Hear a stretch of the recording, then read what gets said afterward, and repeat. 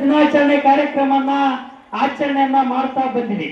But ಈ ಕಾರ್ಯಕ್ರಮನ ಏರ್ಪಾಟ್ ಮಾಡ್ಬೇಕಂತೇಳಿ ನಮ್ಮ ಶಿವಪ್ಪ ಬೆಳವಣಿಗೆಯವರು ಇವತ್ತು ಸುಮಾರು ದಿನಗಳಿಂದ ಪ್ರಯತ್ನ ಪಟ್ಟು ವಿಶ್ವ ಪರಿಸರ ದಿನಾಚರಣೆ ಕಾರ್ಯಕ್ರಮನ ಏರ್ಪಾಟ್ ಮಾಡಬೇಕು, ಈ ಕಾರ್ಯಕ್ರಮನ ನಡೆಸಬೇಕು, ಯಶಸ್ವಿಯಾಗಿ ನಡಿಬೇಕು ಅಂತಕ್ಕಂಥ ಒಂದು ದೃಷ್ಟಿಕೋನದಿಂದ ನಮ್ಮ ನೀರನ್ನ ನಾವು ಸುತ್ತಮುತ್ತಲಿನ ಹಳ್ಳಿಗಳಿಂದ ಇರ್ತಕ್ಕಂಥ ಎಲ್ಲ ಗ್ರಾಮ ಪಂಚಾಯಿತಿಯ ಸದಸ್ಯರು, ಹಿರಿಯರು, ಪ್ರಗತಿಪರ ಚಿಂತಕರು, ರೈತರು ಅವರೆಲ್ಲರೂ ಕೂಡಿ ಚರ್ಚೆ ಮಾಡಿ ಈ ಕಾರ್ಯಕ್ರಮವನ್ನು ನಡೆಸಬೇಕು. ಗುಡ್ಡದಲ್ಲಿ ಅದು ಜಗದ್ಗುರು ರೇವಣಸಿದ್ದೇಶ್ವರ ದೇವಸ್ಥಾನದ ಆವರಣದಲ್ಲಿ ನಡೆಸಬೇಕಂತಕ್ಕಂಥದ್ದು ಒಂದು ತೀರ್ಮಾನಕ್ಕನ್ನ ಬಂದಿರತಕ್ಕಂಥದ್ದು.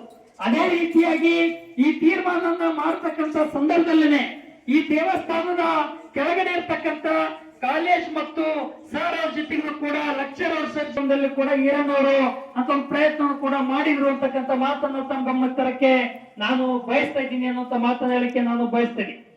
ಇವತ್ತು ವಿಶ್ವ ಪರಿಸರ ದಿನದ ಇತಿಹಾಸವನ್ನು ಜಾಗತಿಕ ಮಟ್ಟದಲ್ಲಿ ಪರಿಸರದ ಬಗ್ಗೆ ರಾಜಕೀಯ ಮತ್ತು ಸಾಮಾಜಿಕ ಜಾಗೃತಿಯನ್ನು ತರ್ತಕ್ಕಂಥದ್ದೇ ಇವತ್ತಿನ ದಿನ ಒಂದು ಆಚರಣೆ ಮಾಡ್ತಕ್ಕಂಥ ದಿನ ಅಂತಕ್ಕಂಥ ಮಾತನ್ನು ಕೂಡ ಈ ಸಂದರ್ಭದಲ್ಲಿ ಹೇಳಕ್ಕೆ ಬಯಸ್ತೀನಿ. ವಿಶ್ವ ಪರಿಸರ ದಿನಾಚರಣೆಯನ್ನ ಆಚರಣೆ ಮಾಡಬೇಕಂತೇಳಿ ಇಡೀ ವಿಶ್ವದಲ್ಲದೆ ಪ್ರಪಂಚದಲ್ಲದೆ ಯುನೈಟೆಡ್ ನೇಷನ್ಸ್ ಜನರಲ್ ಅಸೆಂಬ್ಲಿ ಮೊದಲನೇದಾಗಿ ಘೋಷಣೆ ಮಾಡಿದ್ದು ಅಂತಕ್ಕಂಥ ಮಾತನ್ನ ಈ ಸಂದರ್ಭದಲ್ಲಿ ಹೇಳಕ್ಕೆ ಬಯಸ್ತೀನಿ.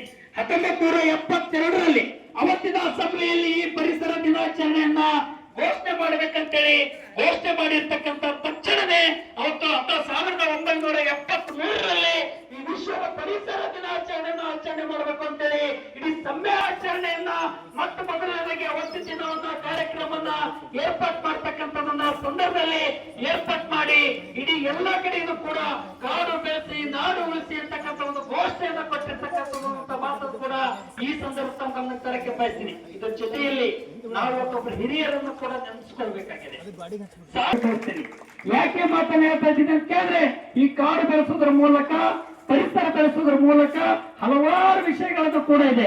ಅದಕ್ಕೆ ಸಂಬಂಧಪಟ್ಟಂಗ ಸುನೀಲ್ ಕುಮಾರ್ ಸರ್ ಅವರು ಮಾತಾಡ್ತಕ್ಕಂಥ ಸಂದರ್ಭದಲ್ಲೆಲ್ಲವನ್ನು